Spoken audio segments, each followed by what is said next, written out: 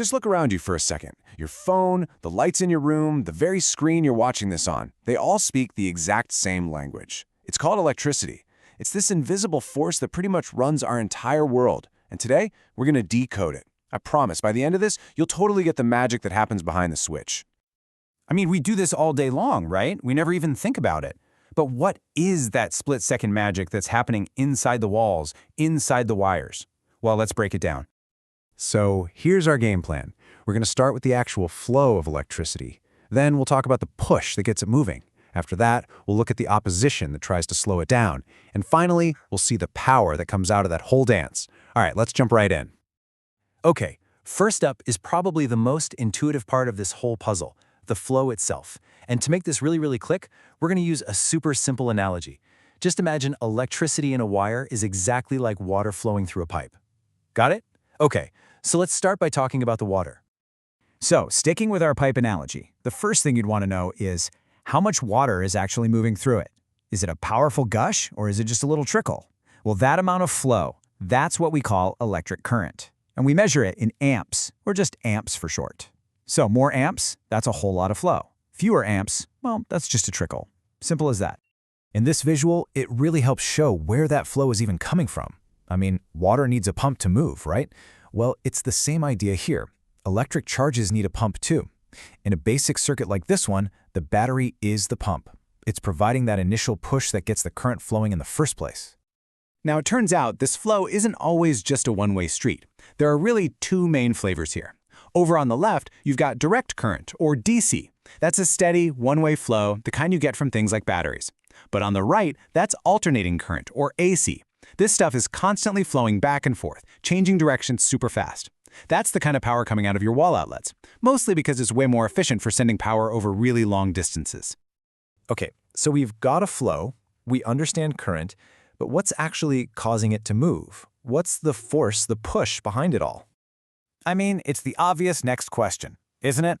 Water doesn't just magically flow on its own through a flat pipe. There has to be some kind of pressure pushing it along. And believe me, the exact same thing is true for electricity. And that pressure, well, we call it voltage, and it's measured in volts. So let's go back to our analogy. If current is the amount of water flowing, then voltage is the water pressure. The more voltage you have, the more pressure you have, and that means you've got a much stronger push to get that current moving. Now, here's the really important thing to get about voltage. It's not a flow itself. It's a difference in potential between 2 points, like you see here between point A and point B. Think of it like a giant water tower, creating high pressure way up high while the ground is at low pressure. Water only flows because of that difference.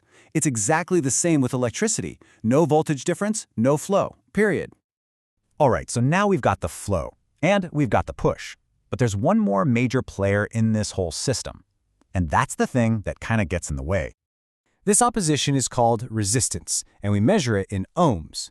In our pipe analogy, resistance is anything that restricts the flow. It could be a really narrow section of pipe, a valve that's only halfway open, or even just a kink in the hose. In an electrical circuit, everything puts up a little bit of a fight against the current, even the wire itself. That's resistance. And this, my friends, is where it all comes together so beautifully. We have the push, that's voltage. We have the flow, that's current, and we have the opposition, resistance. The thing is, they aren't independent at all. They're all locked together in this simple, elegant, and totally predictable relationship.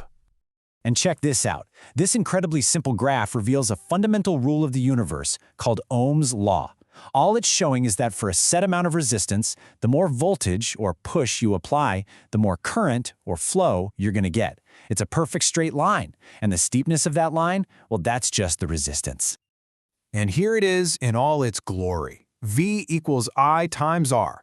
Voltage equals current times resistance. You know, this little formula is basically the cornerstone of all electronics. It's like the cheat code. If you know any two of these values, you can always figure out the third. This is the rule that governs the entire dance. So, you might be asking, what's the point of all this? What happens when voltage pushes current through some resistance? Well, work gets done, energy gets transferred. A light bulb starts to glow, a motor starts to spin, a speaker makes sound. And that transfer of energy, that's what we call power. We measure power in watts. You can just think of it as the end result of this whole process. In our water analogy, this is the actual useful work that the water does. It's like the water spinning a water wheel to grind some flour. The combination of the water pressure, the voltage, and the water flow, the current, determines how fast that wheel turns. That's its power. And this shows you the two sides of the story perfectly. On the left, you've got a load, like a light bulb. It absorbs power and turns it into something else, like light and heat. And on the right, you've got a source, like a battery. It supplies the power. It's always this complete exchange of energy. Nothing is ever lost. All right, we've met all the key players in our story. So now, let's bring them all together and look at the complete picture. Okay, this is where it gets really practical.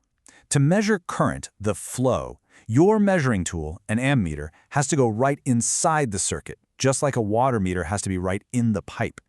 But to measure voltage, the pressure, you measure across two different points. This one difference tells you everything you need to know about what they are. One is a flow, and the other is a potential difference. So if you only remember one thing from all of this, please make it this slide. This is the whole story in a nutshell. Current is the flow, voltage is the push, resistance is the opposition, and power is the result. It's the useful work that actually gets done because of that whole interaction. So next time you flip a switch, or turn on your TV, or charge your phone, just for a second, try to picture that invisible dance. The push from the voltage, the flow of the current, and the opposition from the resistance, all working together perfectly to power your world. What are you going to see differently now?